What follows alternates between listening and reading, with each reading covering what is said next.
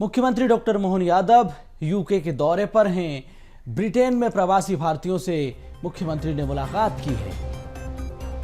Friends of Madhya Pradesh के सदस्यों से बातचीत हुई। मध्य प्रदेश में निवेश के अवसरों पर चर्चा की गई है। निवेशकों से मुख्यमंत्री ने बातचीत की है। तो उद्योगपतियों से मुख्यमंत्री डॉक्टर मोहन यादव ने बातचीत की, मुलाकात की, निवेश पर चर्चा की है।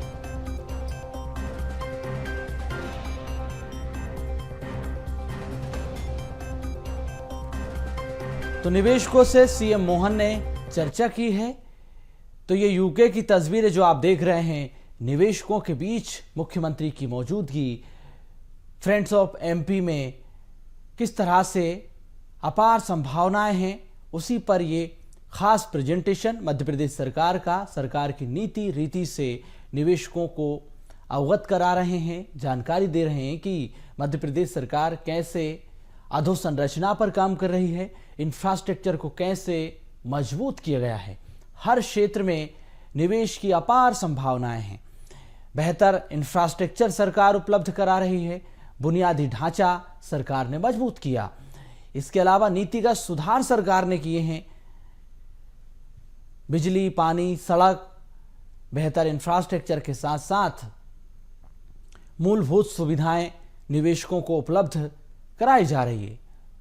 इसके अलावा जो भूमिगत परिस्थितियां हैं, उसको लेकर भी सरकार गंभीरता से काम कर रही है। तो मुख्यमंत्री ने निवेशकों से चर्चा की है। शानदार स्वागत मुख्यमंत्री का ब्रिटेन दौरे पर यूके में हुआ है। प्रवासी भारतीयों के बीच मुख्यमंत्री सरकार की नीति रीति से प्रभावित करते हुए नजर आ रहे हैं।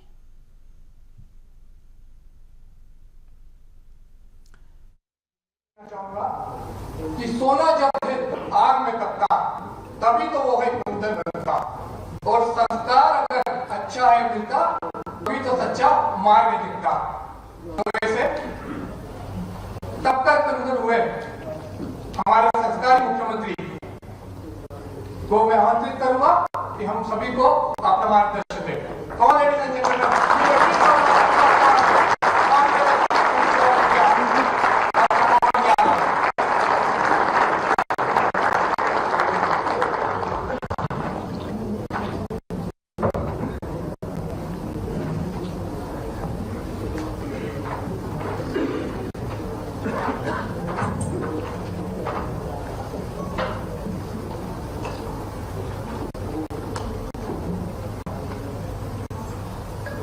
इंग्लैंड के, खास करके भारत के बाहर अतीत के जिस देश के साथ हमारे बहुत अलग प्रकार के संबंध रहे, कई खट्टी मीठी यादें भी उसके साथ जुड़ी।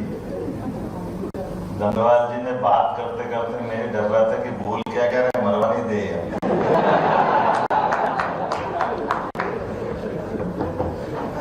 मैं पकड़ना चाह रहा था बात को, ये तो मेरे प्रदेश वाले, इनको तो कम से कम 6-7 पकड़ने, तो बाकी की जगह तो बत्ती देना हो।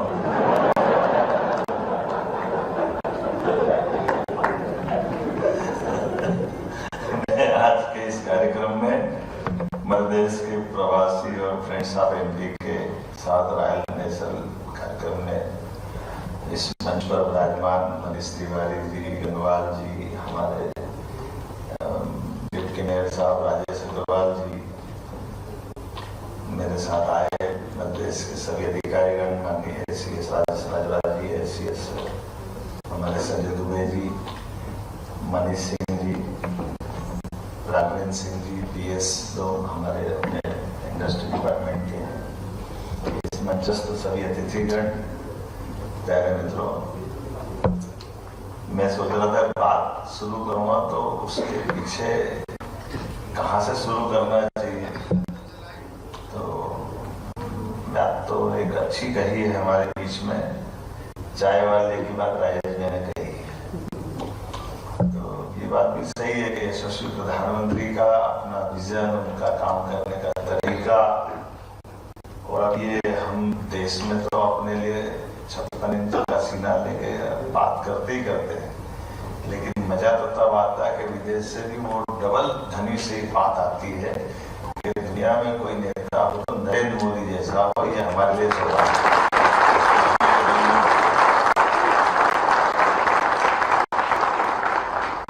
और लोकतंत्र के इस पावन मंदिर के नेता के नाते से दुनिया का सबसे बड़ा देश लोकतंत्र है और उसके सबसे बड़ा नेता यशस्वी प्रधानमंत्री नरेंद्र मोदी, और उन्हीं के पदचिन्हों पे चलते हुए पूरा देश सब उनको फॉलो कर रहा है।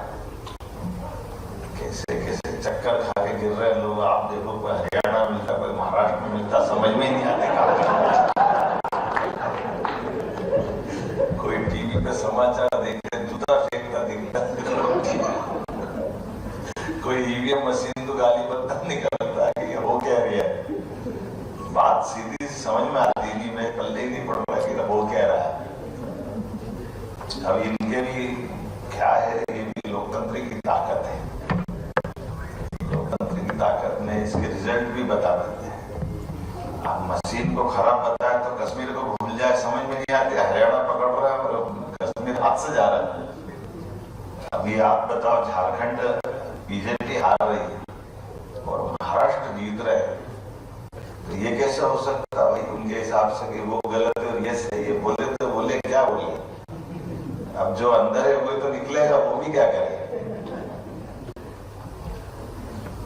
एक अच्छी बात जरूर है, मैं क्योंकि मंच तो वैसा नहीं है लेकिन बोल देता हूँ जैसे जानकारी के लिए, आप सबकी जानकारी में भी आई जाना चाहिए।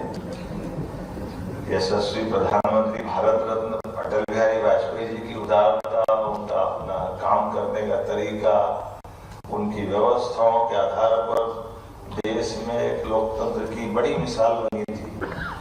एक ऐसे अपोजिशन के लीडर जो 50 साल तक लगातार कई पहले प्रधानमंत्री से लगा करके जब तक माननीय अटल जी प्रधानमंत्री नहीं बने तब तक सबके सामने खम ठोकते हुए अपनी निष्ठा, ईमानदारी और प्रतिष्ठा के साथ अपनी पार्टी के 2 सदस्यों के साथ में भी वो सदन में थे, तो 100, 200, 300 सदस्य तक के साथ में भी वो पार्लियामेंट में रहे। तो इसी लोकतंत्र में आगाध निष्ठा रखने वाले, और क्या क्या नहीं सुनना, क्या क्या नहीं झेलना पड़ा उनको। लेकिन उन सारे कष्टों के बावजूद भी, तो मैं अभी हमारे मित्रों से गाड़ी में बात कर रहा था कि उनके समय भी गठबंधन की सरकार थी देश को आगे ले जाने के लिए, और उस समय भी लोकतंत्र के लिए ये जो अभी चुनौती इधर है वो चुनौती उधर थी। उस समय कांग्रेस का एक छत्र परचम लहराता था, कोई उनको चुनौती नहीं दे सकता, तो जितने थे सब इकट्ठे होकर के निपटने के लिए अपना प्लेटफॉर्म माननीय अटल जी के साथ में बनकर के आया। हम सब देखते हैं सारी बातों को, तो उधर एक एक करके वो सारे एंगल ध्यान में आते हैं। और संयोग ऐसा है कि अटल जी ने भी निभाया सबको। उनके मंत्रिमंडल के साथियों को देखो तो ऐसा लगता है कि सूरज चंद्र एक साथ कैसे रह सकते हैं, लेकिन आप उसमें सब माया भी देखो, ममता भी देखो, जयललिता भी देखो, नीतीश भी देखो, बाला साहब ठाकरे के उद्धव तो नहीं थे, और प्रसाद पर्यंत मनोहर जी थे। सारे के सारे आकाशवाणी के पंचंगी प्रोग्राम उसी में दिख रहे थे, और सबको लेके चलने की कुव्वत अगर किसी में थी तो स्वर्गीय भारत रत्न अटल बिहारी वाजपेयी जी में थी। अपने देश में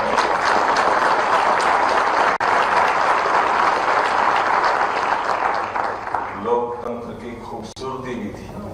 लोकतंत्र के अंदर 24 दलों को लेकर के चलने की क्षमता, और एक बार नहीं, 2 बार नहीं, 3 बार लोकसभा के चुनाव हो रहे हैं, और कभी 13 दिन के लिए, कभी 13 महीने के लिए, कभी 4.5 साल के लिए प्रधानमंत्री बन के कोई निकल रहे थे तो अटल जी निकल रहे थे। लेकिन ये अलग बात थी कि वो चूंकि इतने दलों के साथ लेके चले और निकाल के ले आए, और देश भी, और देश तो क्या, ये दुनिया के, आप हम सब बड़ी आशा उम्मीद के साथ भारत की तरफ लोग देख रहे थे। और अटल जी ने भी उस समय जो कर सकते थे परमाणु बम का प्रयोग करके दिखाना, और वो भी अगर अंदर की बात बताए जो अटल जी ने अपने शब्दों में कही थी कि उनको जब नरसिम्हा राव से चार्ज मिला तो नरसिम्हा राव जी ने चार्ज देते समय चिट्ठी लिखी, चिट्ठी में लिखा था कि मैं अपने देश के साथ ये नहीं कर पाए लेकिन आप करना।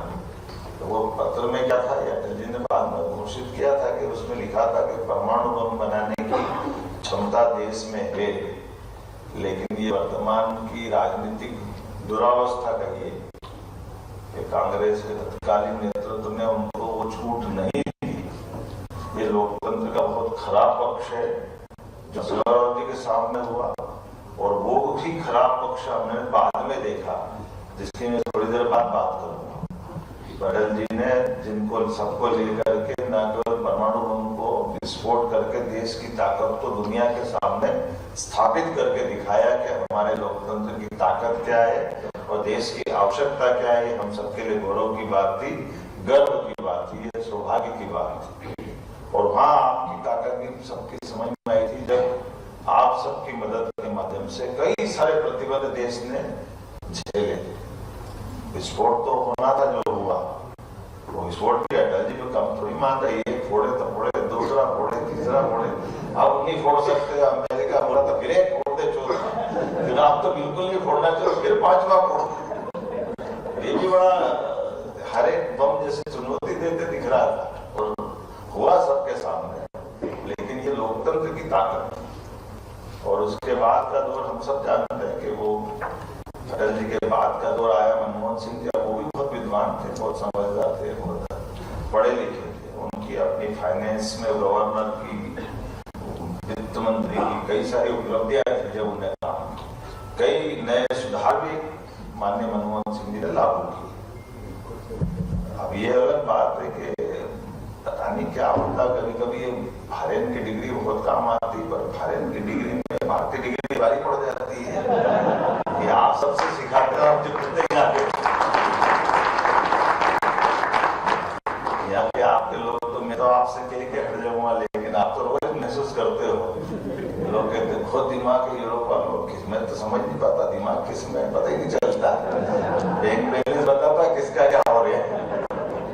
बदलते दौर में राजेंद्र गिया ने क्या, मैं कैसे कष्ट से आया मैं जानता कि 8 साल से हटी नहीं रही, लगातार चल रहे हैं, तो दिमाग किस में पता ही नहीं चल गया। हमारे अपनी क्षमता योग्यता के बलबूते हुए 7 समंदर पार से मैं आपको धन्यवाद देता, बधाई भी देता, कोई बात नहीं, आप तो टिके रहो, भले 20 साल और टिके रहो, कोई बात नहीं। हमारा आदमी पुलिस चला रहा है तो क्या चाहिए, होना चाहिए कि नहीं होना चाहिए। अपने पदों पे आकर के पद को सार्थक करना ये मामूली बात नहीं होती, क्षमता योग्यता से होती है।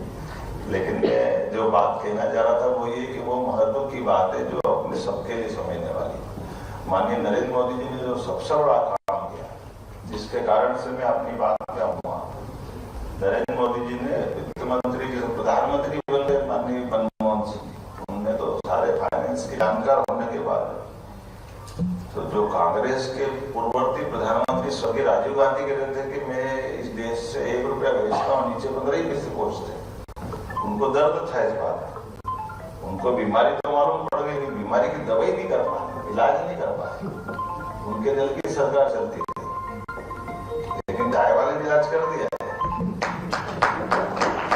नरेंद्र मोदी जी ने डीबीटी के माध्यम से डायरेक्ट बेनिफिट जो पहुंचाया नीचे तक, ये अपना इस दौर का, बदलते दौर का ये यश है। आज हमारे अपने देश के अंदर ये जो लागू हुआ है, ये कई देशों के लिए उल्लेखनीय और बड़ा अलग प्रकार का है। यहाँ से अपनी बात चालू होती है कि आप बदलते दौर का, एक चाय वाले को मालूम था कि बिना पैसे का भी खाता खुलता है, ये मनमोहन सिंह जी नहीं समझ पाए कि ऐसा भी कोई खाता खुलता है, जो बैंकिंग के सबसे बड़े जानकार।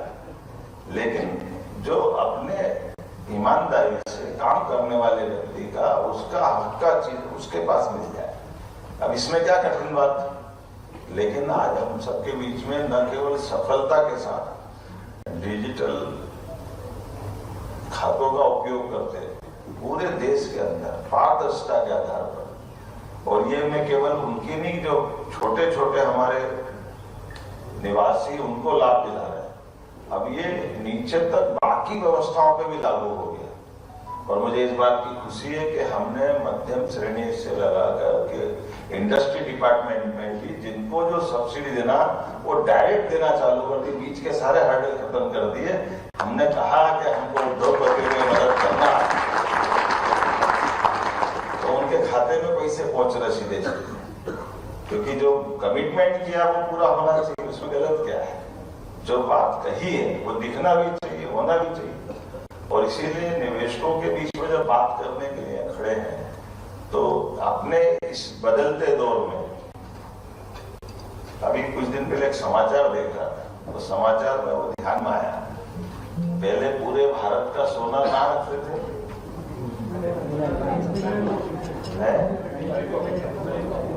हाँ, कितने टन था साहब? 300। अरे मनीष जी कहाँ करो यार, 726 टन था 2014 के लिए। और हमारे पास में भारत के अंदर माननीय मोदी जी की सरकार कहते रहे थे 100 टन बढ़ गया, क्योंकि अपनी नैतिकता और ईमानदारी भी। और उसके बदले हमारे पास उस समय केवल 100 टन बुलाने का निर्णय हुआ, अब 839 टन हो गया। लेकिन 839 टन सोने के बाद में मोदी जी की सरकार ने आके अपनी सारी व्यवस्थाओं का संचालन करते करते आज की स्थिति में केवल अब 300 टन इंग्लैंड में रह गया, बाकी 500 हम अपने घर ले गए।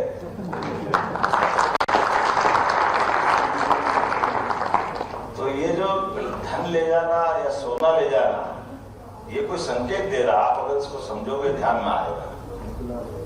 बदलते दौर में बदलती वैश्विक व्यवस्थाओं में हमारे अपने लोगों को ये संकेत, में कुछ डरा नहीं रहा हो किसी को, लेकिन कुछ तो है।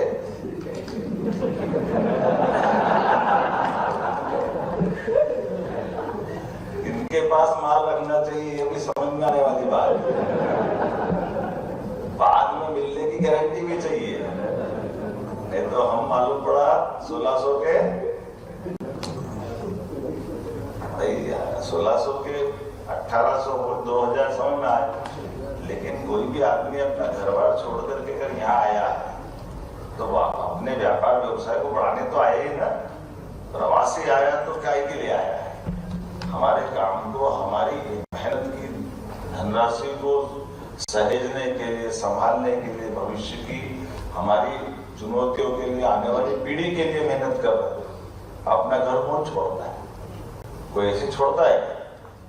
लेकिन अगर अपना घर छोड़ रहा है तो घर छोड़ने में ये गारंटी भी तो रख रहा है कि मेरे अपने द्वारा किए गए काम का प्रतिफल भी मेरे को मिलना चाहिए कि नहीं मिलना चाहिए। तो मैं दान धर्म करने तो नहीं आया लंदन, और आए भी हो तो दान धर्म भी इच्छा से करो ना, लुटाने के लिए थोड़ी करो। दान के समय देने का भाव, हमारा हाथ ऐसे होना चाहिए, ऐसे नहीं हो जाए, नहीं तो जेब कट गई तो ऐसे हो जाएगा। तो इसमें उसमें बहुत फर्क है। तो मैं आज के दौर में खास करके सरकार के माध्यम से जो काम अपन ने कर रहे हैं, उन व्यवस्थाओं में यशस्वी प्रधानमंत्री के नेतृत्व में सभी सरकारें काम कर रही हैं, और सभी सरकारें डबल इंजन की सरकार के नाते से काम कर रही हैं।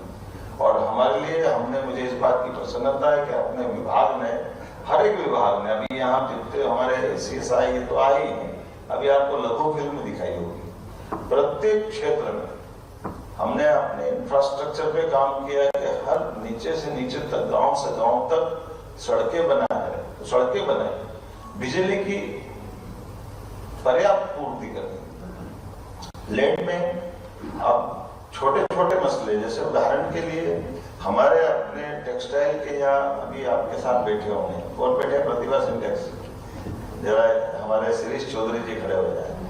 आप में से कोई गारमेंट्स का काम करता हो तो मैं बताना चाहूँ, वो गया जमाना जब कपास हमारा कोई ले जाते थे, हम केवल कपास का उत्पादन करते थे।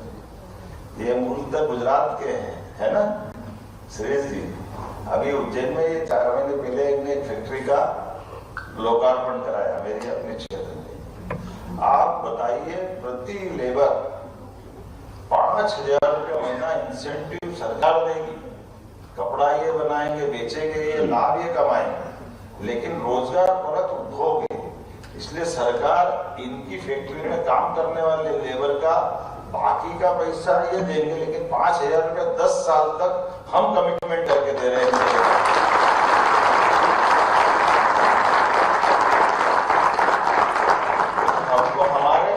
हमको नहीं कपड़ा बनवाना है, हमें रेडीमेड गारमेंट्स में काम करवा के उसका निर्यात कराना। और ये एक नहीं, ऐसे अभी बेस्ट इंटरप्राइज वाले का वो भी है ना अपने बीच में, तमिलनाडु से आते, वो उधर का लास्ट में था। इन्होंने भी एक बंद पड़ी अपनी सोयाबीन प्लांट, उस बंद पड़ी सोयाबीन प्लांट में 4,000 का कारखाना इनने भी लगाया। और केवल ये नहीं, गोकुलदास वाले होंगे यहाँ, अभी भोपाल, इंदौर, उज्जैन, लगातार हर जगह। और केवल ये नहीं, ऐसे दूसरे सेक्टर में, आईटी के सेक्टर में हमारे ऐसे अभी कल आपको बताएंगे अलग से, हमारे टूरिज्म का सेक्टर, आप अपनी टूरिज्म की लैंड बैंक हम सबको बता रहे हैं। और टूरिज्म के माध्यम से भी आप इन्वेस्टमेंट करिए, टूरिज्म के माध्यम से भी हम अलग अलग प्रकार की सब सुविधा दे रहे हैं। कौन सा वो क्षेत्र है जिसमें बिजली, पानी, सड़क, भूमि, टैक्स की छूट, सब प्रकार की छूट देते हैं।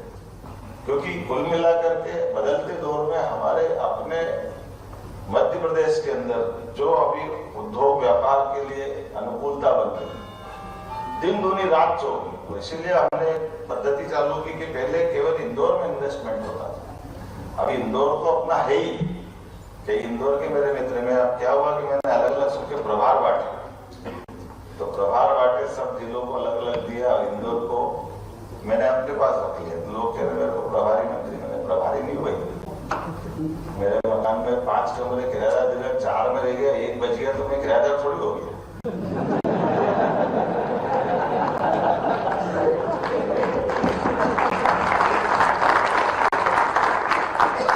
तो खाली रखा है, तो खाली रखा मतलब इंदौर वैसे भी इंदौर स्वच्छता में आगे, व्यापार में आगे है ना राजेश भैया, इंदौर किस बात में आगे। तो मैं ऐसे एक पत्रकार से इंटरव्यू लिया, उसने कहा भैया देखो इंदौर स्वच्छता में आगे, व्यापार व्यवसाय में आगे, आबादी में आगे, दूसरे सारे काम धंधों में आगे, कला में, संगीत में, साहित्य में, सब में आगे। और बोले आप संयोग से क्या 230 विधानसभा में सीएम भी नंबर 1 की सीट पे बैठता था, और आपने बोला अपने पास रख लिया तो आप भी इसमें आ गए। तो आप इंदौर को आपने सब इन्वेस्टर सबमिट कर दी, तो आप इंदौर में क्यों नहीं कर रहे? तो मैंने कहा इंदौर में नहीं कर रहा मतलब, बोले इंदौर सब में आ गए। तो मैंने कहा मेरे को मालूम, इसलिए तो सबको इंदौर बनाना, हमको क्या तकलीफ? बोले मध्य प्रदेश को इंदौर बनाना, इंदौर भी मध्य प्रदेश में तो है, तो इंदौर के साथ बाकी चीजों में भी सब क्षेत्रों में चल। इसलिए हमने सभी संभाग केंद्रों पर, अपने में से ग्वालियर वाले कौन कौन है, हाथ खड़े करना।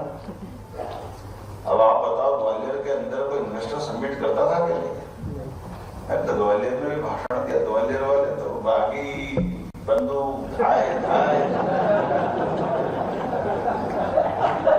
और वहां की वजह भी ऐसे थे कि पंडित जी का किसी से कोई बागी से झगड़ा हो गया, तो बागी आएगा, डकैत आएगा लड़ाई करने, झगड़ा करने, तो संस्कार ऐसे कि पंडित जी पाए लागू और बंदूक उड़ा तब मुझसे बोले, पहले प्रणाम करेगा फिर गोली मारेगा। लेकिन आज बदलते दौर में ग्वालियर भी बहुत बदल गया। ग्वालियर में एयरपोर्ट बहुत बढ़िया बन गया, ग्वालियर में जबरदस्त इन्वेस्टमेंट है। ग्वालियर क्या सागर वाले कौन बताओ, सागर में कोई इन्वेस्टमेंट समझ बताओ, कितना जबरदस्त रिस्पॉन्स। रीवा, जबलपुर, सागर सब संभाग के अंदर। अभी नरकापुरम, होशंगाबाद, इंदौर का बिल्कुल, उज्जैन का बिल्कुल गिनती में नहीं आएगा, छोटा सा।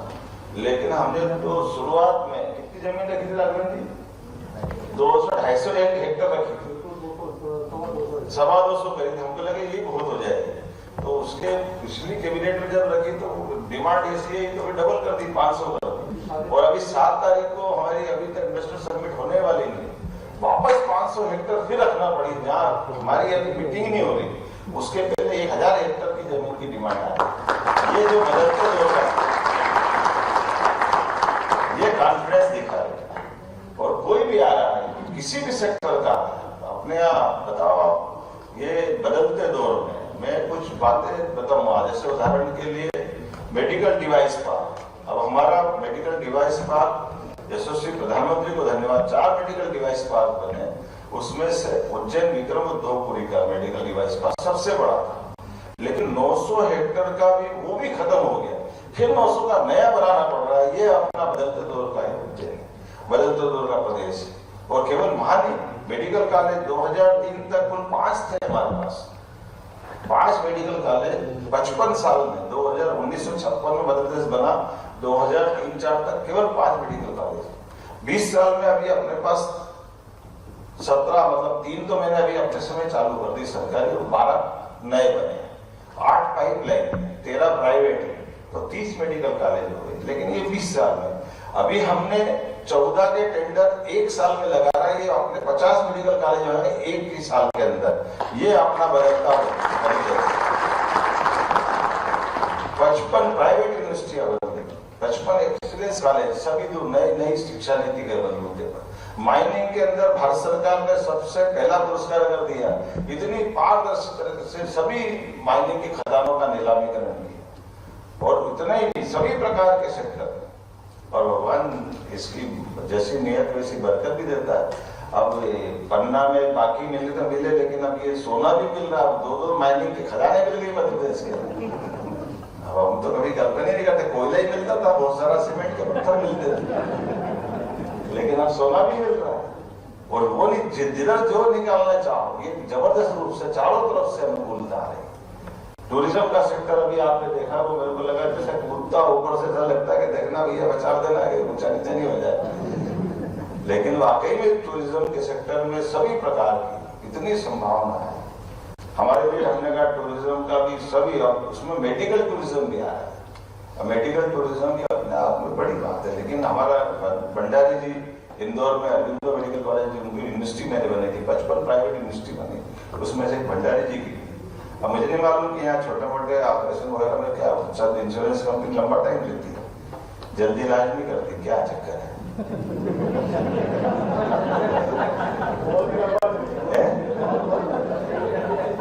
एक बार बता रहा मध्य प्रदेश, चाहे जितना ऑपरेशन करा